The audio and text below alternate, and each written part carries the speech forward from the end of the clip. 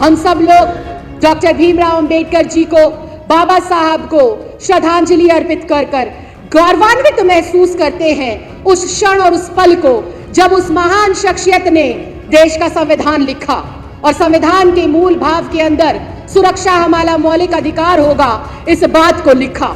लेकिन उस दिन भारतीय जनता पार्टी और केंद्र में बैठी हुई ये तड़ी पार और चौथी पार राजा की पार्टी ने संविधान दिवस को झुग्गी टूरिज्म के रूप में मनाया। झुग्गी टूरिज्म के तहत इनके हर छोटे बड़े पदाधिकारी नेता तमाम झुग्गी वासियों के घर गए। उस दिन विषय से अलग हो रहा है। नहीं, ये विषय से अलग नहीं, ये विषय से जुड़ेगा क्योंकि मैं उन झुग्गियों में रहती हूँ, पली हूँ, बड़ी हूँ, आपको बताऊंगी कि क्यों विषय जुड़ेगा। दिल्ली की कानून व्यवस्था लॉ एंड ऑर्डर है, फालतू के बयानबाजी से ध्यान भटकाया जा रहा है। अमित शाह की लापरवाही को ढका जा रहा है। अमित शाह गृहमंत्री के तरीपार के फेलियर को छुपाया जा रहा है। विषय दिल्ली का लॉ एंड ऑर्डर है। अध्यक्ष जी, विषय दिल्ली का लॉ एंड ऑर्डर है। ये दोषी है आम आदमी पार्टी दिल्ली के अंदर। ये विषय दिल्ली का दिल्ली पुलिस के फेलियर का है। ये विषय दिल्ली के पुलिस के फेलियर का है। अध्यक्ष जी, ये विषय दिल्ली की जनता की सुरक्षा से जुड़ा हुआ है।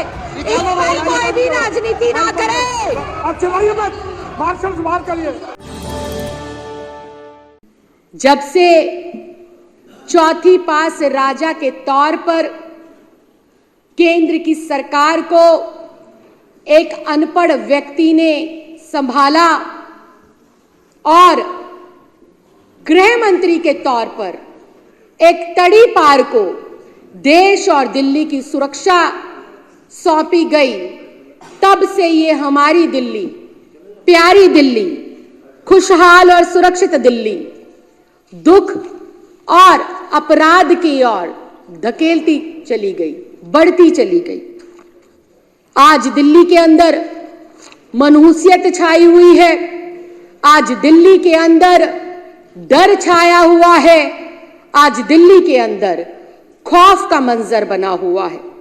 और सिर्फ दिल्ली ही नहीं, पूरे देश में आप देखेंगे आए दिन कहीं ना कहीं बड़ी बड़ी घटनाओं को अंजाम दिया जा रहा है।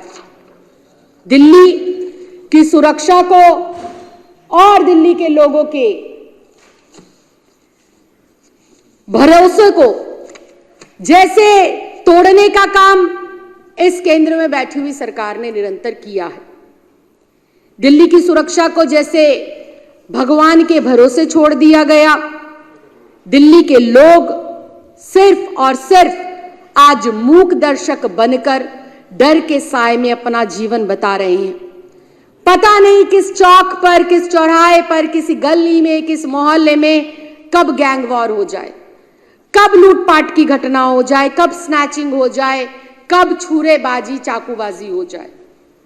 महिलाओं का अपहरण कर कर, उनका बलात्कार कर कर, उनकी हत्या कर देना तो बहुत ही सामान्य और सहज सी घटना दिल्ली में देखने को मिल रही है, जिसके ऊपर ना ही कोई मजबूत और कड़े कदम उठाए जा रहे हैं और ना ही उनके खिलाफ आवाज बुलंद की जा रही है।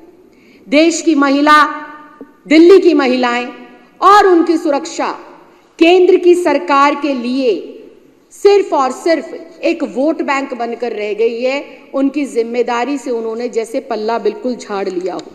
और अगर हम देश के युवा की बात करें, दिल्ली की युवा की बात करें, तो दिल्ली का युवा ना सिर्फ बेरोजगारी की ओर बढ़ रहा है, नशाखोरी की ओर बढ़ रहा है, दंगेबाजियों की ओर बढ़ रहा है और उनके बेहतर और उज्जवल भविष्य के लिए ना तो केंद्र सरकार के पास कोई योजना है और ना ही उनके नशे और क्राइम के ऊपर जो बढ़ते हुए कदम हैं उनके ऊपर किसी प्रकार की कोई लगाम लगाने के लिए कोई ब्लूप्रिंट रेडी है। लेकिन देश की महिलाएं जो कि आधी आबादी है और ये देश जो दुनिया में सबसे युवा देश कहा जाता है और इस युवा देश का जो राष्ट्रीय राजधानी का युवा है वो क्राइम में और दंगों में अपने आप को इतनी तीव्र गति से लिप्त करता जा रहा है क्योंकि बेरोजगारी चरम पर है।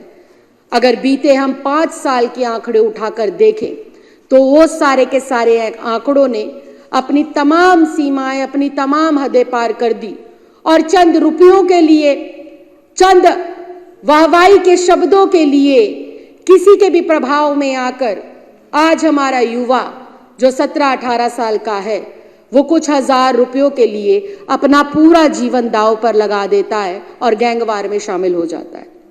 लेकिन उसके उलट केंद्र में बैठी हुई चौथी पास राजा और तड़ीपार की जो जिम्मेदारी है वो सिर्फ इन युवाओं को भड़काकर सांप्रदायिक दंगे करवाना, विपक्ष के खिलाफ बौखलाने वाले कुकर्म करवाना और जो है इन युवाओं को भड़काने के अलावा कुछ और इनके जीवन में उजाला करने के लिए उनके पास कोई योजना नहीं है।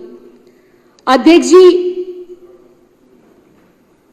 दिल्ली के अंदर चाहे गरीब व्यक्ति है, चाहे अमीर व्यक्ति है, चाहे महिला है, चाहे पुरुष है, चाहे छात्र छात्राएं हैं या कामकाजी युवा हैं, व्यापारी हैं, रेडी पटरी लगाने वाले लोग हैं, शाम ढलते ही सबके मन के अंदर एक ही डर और एक ही सवाल होता है कि क्या आज शाम को हम अपने घर पर सही सलामत पहुंचेंगे या नहीं पहुंचेंगे, या मेरे साथ कुछ गलत हो गया तो मेरी सुरक्षा या फिर मेरी शिकायत के ऊपर दिल्ली पुलिस कोई कार्रवाई करेगी या नहीं करेगी।